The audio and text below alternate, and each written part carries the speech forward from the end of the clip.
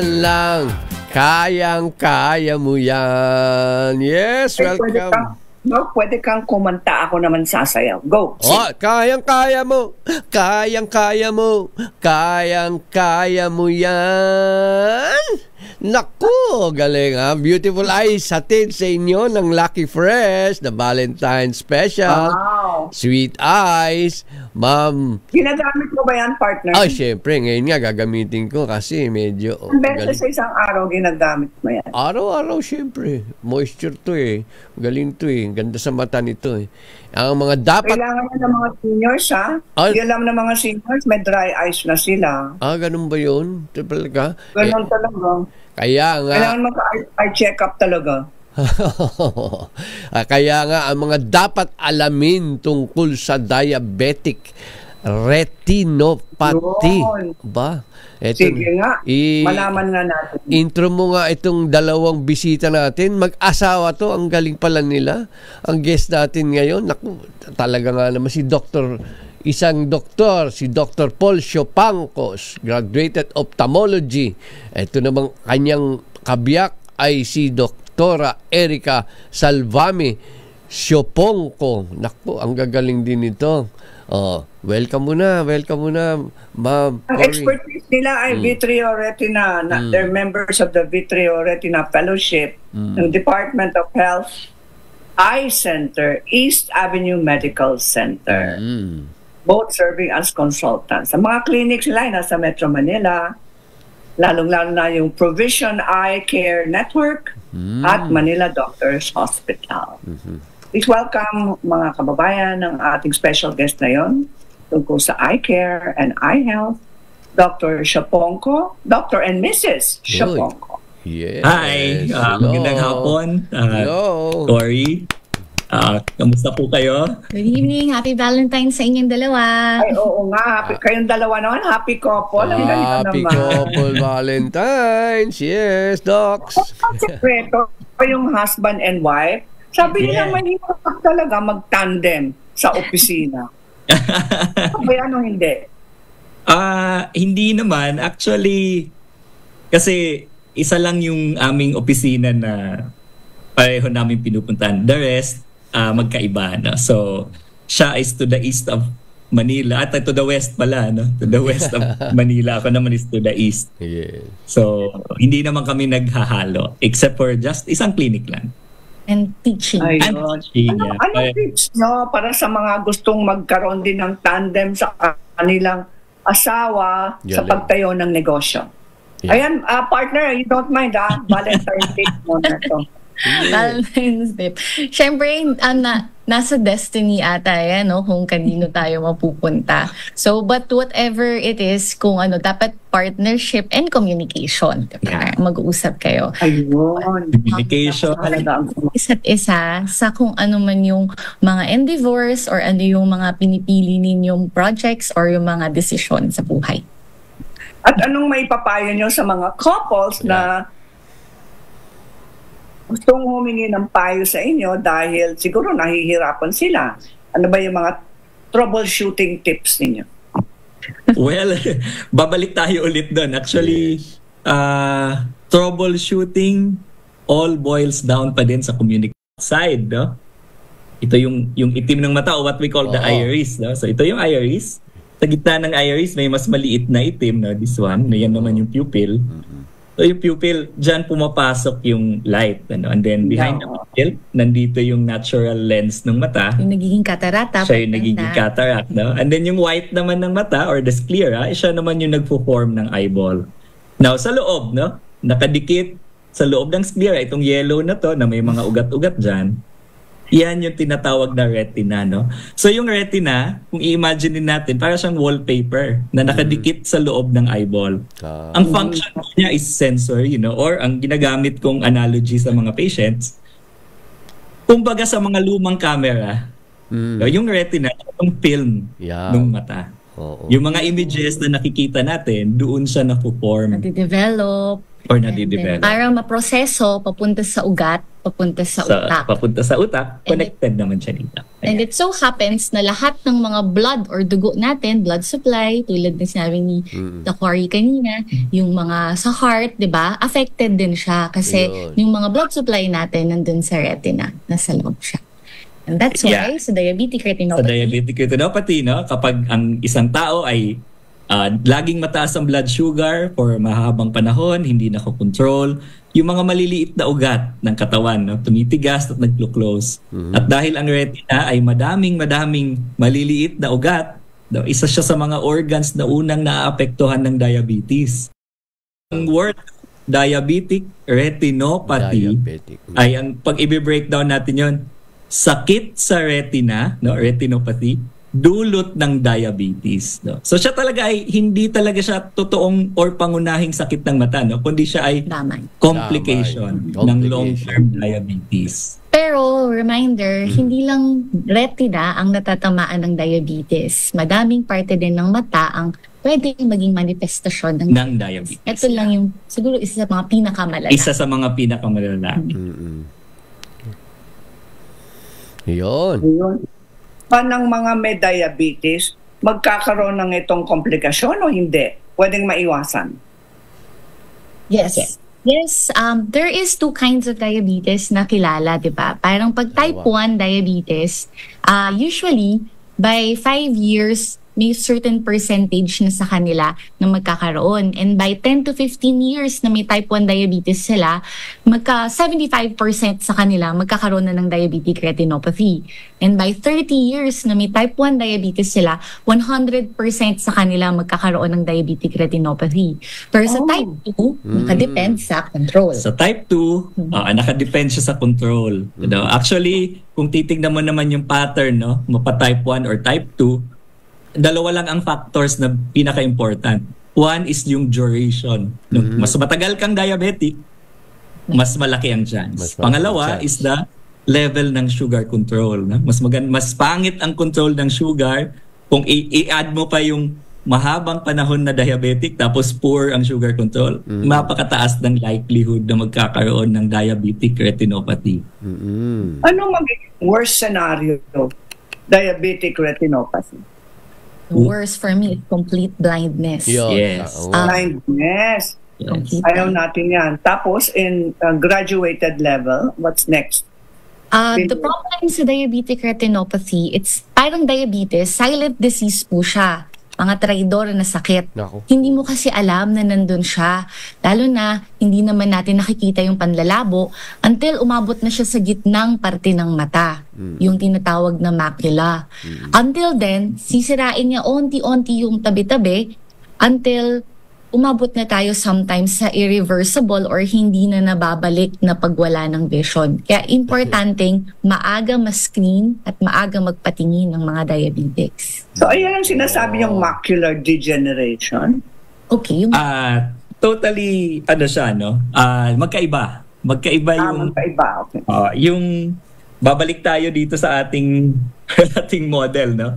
So kung magdo-drawing tayo or kung makukuha na natin ng picture yung mata, no, through the pupil, ang makikita nating picture is something like this, no? Ayan. Already. Nag-ready kami. Yes. So yung macula is yung gitna, no? Itong medyo dark reddish na nasa gitna, no? Siya ang pinakagitna nung retina at yan ang part ng retina na ginagamit natin sa pagbasa, sa pagtingin ng mga details. No? Lahat kasi nung retina sa gilid, ang nakikita lang yan ay peripheral vision. So ang macular degeneration is a totally different condition. No? Mostly related siya sa aging. Pagnipis ng retina, usually secondary to aging or other factors na siyang nagkakos din ng damage sa retina kaya hindi na makatingin. Okay, so paano natin aayusin yung diabetic retinopathy? So, babalik tayo doon sa unang tanong nyo kanina about yung graduation. No? So actually, ang diabetic retinopathy ay may dalawang major blocks or category. No? Yung tinatawag, yung una is the non-proliferative stage or wala pang mga abnormalities sa ugat na nangyayari, no? Wala pang mga ugat na tumutubo. Nakahati yun sa tatlo, mild, moderate, severe. And then, yung pangalawang block naman is the proliferative part. Ibig sabihin, may mga tumutubo ng abnormal na ugat sa mata. Pwede naman siyang i-categorize into dalawang subgroup, no? Early at saka high risk. Pag sinabing high risk siya for vision loss. So, ang treatment ng diabetic retinopathy is, actually, ang best pa din is prevention. No? Prevent from happening. Kasi, tulad ng sinasabi namin sa mga patients all the time, no? Ang diabetes, not only sa eyes, no? At sinabi din kanina ni Dr. Erica, wala kang mararamdaman sa umpisa. Totoo yun. No? Kasi yung mga patients natin, usually ganun ang sinasabi. Katawan ko to, no? Wala akong nararamdaman. Bakit mo ako papakialaman? Bakit mo ako pipilitin maggamot and mag-diet? No? So, totoo yun. Walang nararamdaman sa umpisa. But, the moment na may nararamdaman na, uli na ang lahat. No? Naghahabol na tayo noon. Anong unang simptoma, Doc? Yan. Sa mata is, of course, blurring of vision. No? Lalabo yung paningin niya. Lahat sila. Magaganda. So, kung ganito ang normal na retina, kapag diabetic retinopathy, magiging siyang ganito. No? Wow. And actually, so after nito, naman yan. so nasa gitna na siya, umabot na ng macula yung problem natin. Nandun na siya. So, and after nito, yun yung, pag hindi pa rin siya nasolusyonan, sometimes nga lang hindi ito nagkakaroon ng problem sa vision kasi hindi umabot sa gitna yung pagbidugo. Magkakaroon siya ng mga abnormal blood vessels, tapos siya na yung magkakaroon ng abnormal blood vessels, and then magdudugo na siya spontaneously.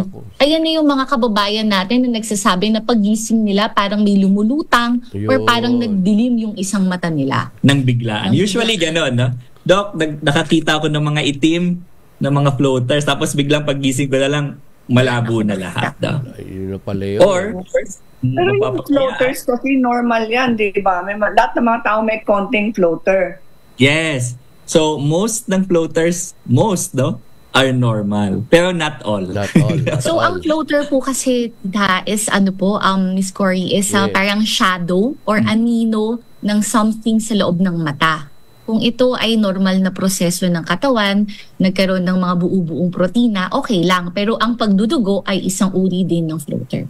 Iba. Pero makikita mo ba sa mata externally kung namumula siya dito sa paligiran? Or? Hindi po. Sadly, hindi. Hindi talaga. Hindi. So, kailangan talagang magpa-check. Kaya mission naming mga retina specialists ang ipalaganap din ng impormasyon sa diabetes. Kasi, bigla na lang siyang lumalabas, wala kang nararamdaman externally. Diba? I see. So, importante magpa-check up taon-taon, tsaka i-control yung blood sugar levels natin. Yes. Pag type 2 diabetes, no, yung mga acquired, at time of diagnosis, no, pag nalaman nila na, diabetic ka na, kailangan may check-up na agad sa mata. Kasi usually, yung diabetes nila hindi yung nag-develop kahapon lang. No? Mga ilang panahon na ang lumipas. Ilang taon din ang nilipas. Tama. Ma'am. Pa-check up, partner. Marami. Balik tayo sa Boro for the check-up. Oo nga. Puro chocolates, di ba, ngayong Valentine's. Yan. Nako, sugar. At love yourself din, mga kababayan. Pa-check nyo yung inyong mga mata. I believe in that. Yon, galing. So, alam mo... Kamusta naman yung eye check-up mo? Ako, nagpapa-check up twice a year. Pero sa American Eye naman ako. Hindi, papacheck. Twice a year is maganda. That's very good. Maganda yun. Pero at the minimum, once a year. Once a year. Ay, ako twice a year. Naniniguro ako Nagkaroon ako ng glaucoma attack kasi. I see. Yes. Actually, diabetic retinopathy can lead to a certain kind of glaucoma po. Kaya tayo pwedeng magkaroon ng complete. It could be also genetic, di ba? Yes. That's why. Para sa mga hindi nila alam, nasa lahi po ninyo, pa-check up na kayo. Tama po. Pero praise the Lord talaga. Thank you. American, I really managed my glaucoma problem. I'm really grateful to Dr. Norman Aquino. Yun, na-guess natin dito. Magaling. Doc, saan ba kayo makikita? Saan ba kayo mabibisita? Saan ba magpapacheck up sa inyo? Oo nga. Saan ba pwedeng lugar sa inyo? Sa mga clinic, Kay Erica, nasa Manila Doctors. Manila Doctors. Yun ang kanyang hospital. Ako naman, East Avenue Medical Center, no? At saka may eye center doon and sa Provision sa Pasig. Provision sa Pasig. Lapit na. Kayong mga outreach projects, mga libreng check-up? Meron po. Para din clarity cases? Yes po. We're actually both involved in training. Ibig sabihin, nagtuturo din kami ng mga doktor sa mata, particularly retina. Ako sa Rizal Medical at Hospital ng Maynila. Siya sa East Avenue. So doon, may mga libreng check-up. And maliban po doon, meron din po yung aming society, yung VRSP na project, yung Mulat Mata Project, wherein sa mga iba naman pong mga province, they target. Pero syempre, tie-up na po yon with the local community. Meron pa kayong ongoing program na yon sa mga LGUs o hindi pa? Ano po siya, partnership, tapos targeted partnership yung schedule po. For information, I think it is at the website ng vrsp.org.ph. Yes. vrsp.org.ph. Yan, mga kababayan. Yes. Sa ating kaalaman. Thank you. Galing. How is your eyesight? Nako. Galing. Meron akong pa-partner sa inyo, Doc. Tako, maski nga isa't kalahati ang mata, ang galing ng kita niya. Dalawa na show niya. Si Randy Santiago, padadala ko sa inyo. Sige mo. Tuloy niyo lang po yung Lac Refresh na rinig ko. Ay, nako, of course. Maganda po yung paggamot ni condition sa inyong mata. Lac Refresh yan. Matanong ko nga yung Lac Refresh na yun. Anong pagkakaiba ng Lac Refresh sa mga ibang eye moisturizers or eye hydration? Ito na pinakamagaling. It's a respect. Ngayon, ito na pinakamagaling.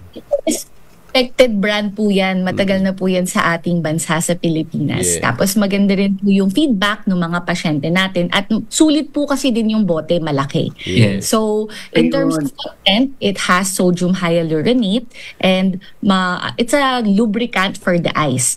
So, unless there's a specific condition, okay naman po. Where's it available? Anong drugstores?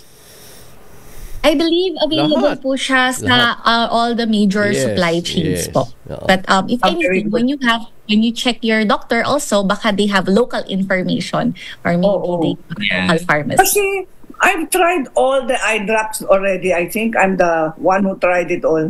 Bakit may ibang eye drops na iba ang feeling mo sa mata, mga iba madulas sa mata. Basta it's very dito soothing. Ka na sa Lucky iba Fresh, naman hindi kasing soothing. Bakit ganun?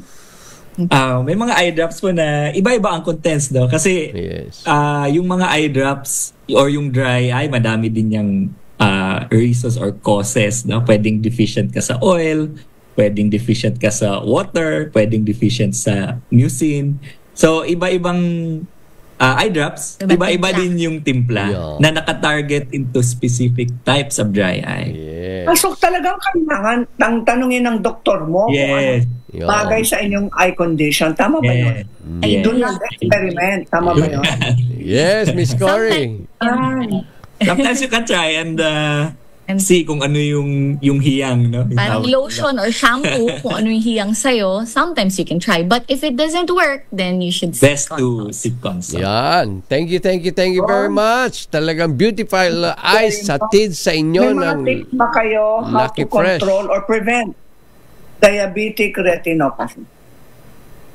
First is to find out the meron kang disease. So tama po sabi nyo, dapat magpa-check up tayo at least once or tulad ni Miss Cory, excellent, twice a year. So maliban doon, you have to control your sugar. Lahat po ng sobra ay masama. Whether it be matamis, even water in excess can be bad for your body. So do everything in moderation. Ano pa ba sa'yo? So kung diabetic ka naman na, no, at alam mo nang diabetic ka, isa lang talaga sugar control. Ayan. That's Tama. it. Wala nang So sugar. how No more. no? Yes. Kalahati nun is diet. Yes. Kalahati nun is gamot. No, hindi pwedeng puro diet lang. Hindi pwedeng puro gamot lang. And then may additional pa, which is narinig ko din kanina, exercise. Yes, happy healthy Yes. lagi. Ate Bapa. Yes, it's 5:03. Tama ba?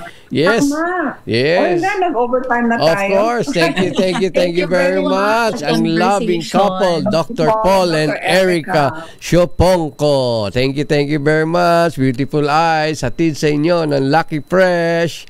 Ma'am Cory, thank you po. May babatiin ba tayo? Meron ako. Happy birthday, Doc Gap Legaspi ng PGH, Rico Camus and Manu Recto and Jimboy Dinglasa, Doc, ng magaling na doktor yan. Of course, condolence din po, of course, kay Margarita Forrest natin, ating chef, Silverde Joe Forrest, condolence po. Yan. Condolence And to the yes. Forrest and Araneta families Yeah, for happy. the demise of Margarita Gaita Forrest. A Yeah. big loss Yes. to the Nako. world. Mm-mm. Big loss talaga sa Pilipinas. Yes, we May lost. rest. Rest in peace. And happy Ano 50th. yung pictures ng top 50 inspirational Yeah. people? Pinadala na. Okay. Ayan. Yan na. Alam mo Yun. yung mga awardees ay si Bureau of Customs Commissioner marami Rubio. yan. Basta Tapos si nabibili yan, magazine, nabibili yan sa bookstores. tapos si COMELEC Commissioner Erwin Garcia. Tapos si Isa Calzado. Ang dami kami 50. Siyempre, Cory Quirino. Nalaga nga naman. Congratulations. Yes. Ang dami pang mga awardees. Si Tim Yap. Mga And of course, yes, nag-golden anniversary rin. Happy 50th ang Love Radio, ating sister station, 90.7 FM. Congratulations. Naku, si Kwenta na pala kayo, ha?